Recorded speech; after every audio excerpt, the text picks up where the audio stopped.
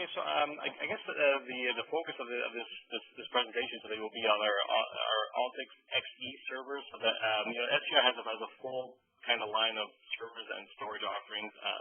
We have a shared memory system offering, and then we have a distributed cluster system offering. So this specific presentation is geared more on the clustered XE server line. Let me see how I can scroll down here. Oops. There we go. Okay. So some of the session objectives, we're going to be, so for I guess, like I said, we'll be focusing on the XE product. Hopefully at the end of the session, you'll be able to kind of ask some qualifying questions regarding the platform, kind of weed out if the platform's a good fit or not. Some of the silver bullet messages that you should be listening for, just to make sure that we have the right solution for the customer. Talk about some success stories, some available tools that are online for you, and I guess we'll go over some competitive information and some of the value propositions that the product offers. So, the challenge today is, especially in the distributed cluster marketing world, is trying to stand out in the crowd, right? And so everybody kind of has similar offerings. So everybody's got similar CPU offerings, similar memory offerings, and then they're talking about the clustering and all that stuff. So, our challenge or our goal is to kind of add some value or differentiate our product somehow within this market so that it makes it more appealing for some of our customers. And because a lot of these parts are commodity, our opportunity to do that is somewhat limited, but we try to improve in areas that we have access to. So, one of them, of course, is using the best components we can put in there. So, high quality components, improves reliability, improves power efficiency, and a whole bunch of other items. Water cooled options. Some of our customers right now are complaining or are facing some problems with their data center as far as keeping it cool or they have so much equipment in there right now that some of their AC units are being challenged. So to eliminate some of that burden on the AC units, we have water cooled options for the clusters, which allows the clusters to kind of self-cool themselves, so that they won't be injecting all this heat into the data center and adding unnecessary burdens in that area. Another area where we add some differentiation is on the interconnects. So when people are typically using a cluster, so they're buying multiple distributed hardware pieces, but they're trying to make all these pieces act as a single system for, I guess, to run a certain application across multiple nodes. So that provides, or I guess, kind of introduces some challenges as far as inter-node communication. So these nodes need to talk to each other in an efficient way. So we have some advanced fabrics or networking capabilities that connect all these distributed pieces of hardware together so that a single application can run over multiple nodes in the most efficient manner.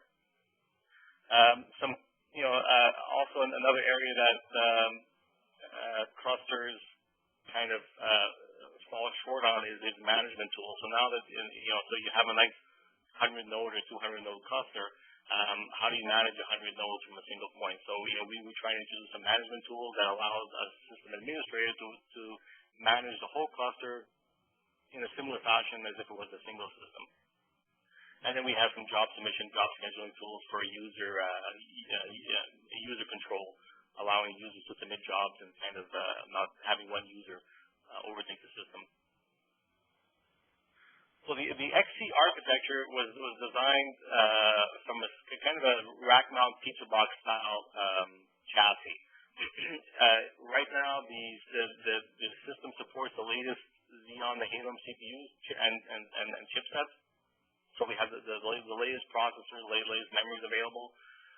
There's two versions of the XE nodes right now. There's a 2U chassis, which is a single node and has redundant power supply and extra fans, redundant fans.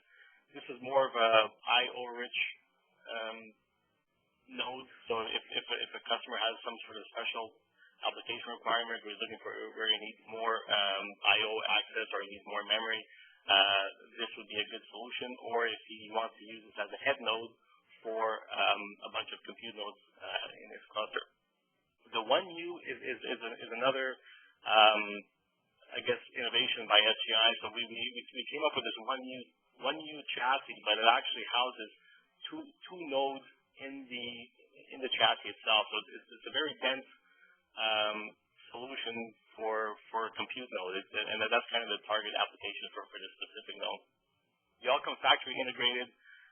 So the typical configuration you'll see is kind of a 2U head node for user access, user login, for compiling programs and job submission.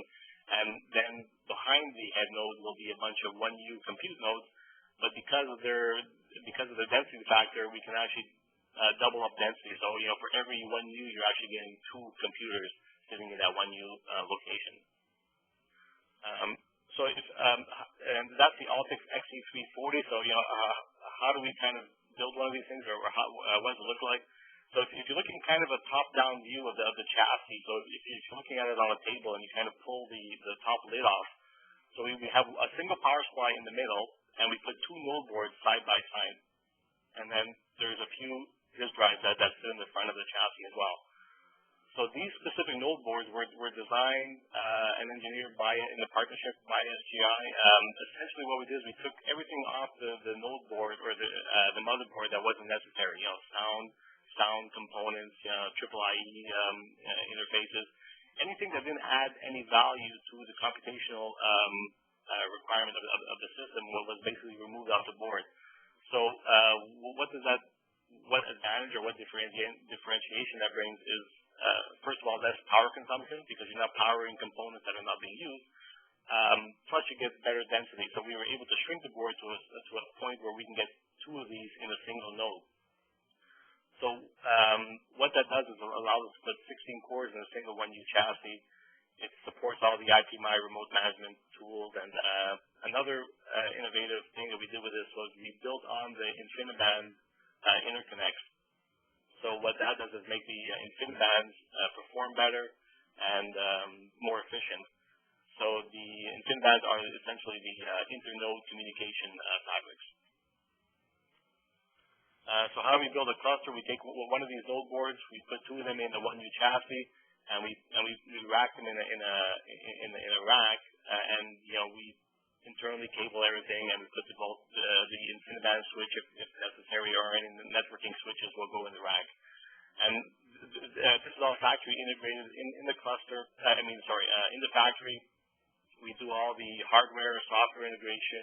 It shows up at the customer site, essentially ready to run his applications. We just need to put it on his internal network and set it up. And usually that takes under a day. So it's up and running pretty quick. And then we also add in parallel data paths. So this helps system performance as well. By having some sort of parallel file system attached to the cluster, that's another area where clusters struggle with as far as performance. So SGI has the ability to kind of build a cluster, but kind of keep it balanced throughout the whole computational, spectrum. So by just putting in the fastest CPU and most memory does not make for a fast cluster. Lots of people build out very high price or very high speed CPUs and lots of memory, but they forget about, they don't put much investment or thought into the I/O channel, and that becomes a bottleneck, basically throttling back on the CPUs and performance. So it's not a question of just putting in the fastest CPUs. It's a question of putting in a complete balanced solution from CPU all the way down to I/O, which is really the slowest part of any computer, and making it all work as one. And SGI really has a lot of expertise in that. We have a lot of application level expertise, so we don't just kind of drop the box off. We know what most of these applications are doing.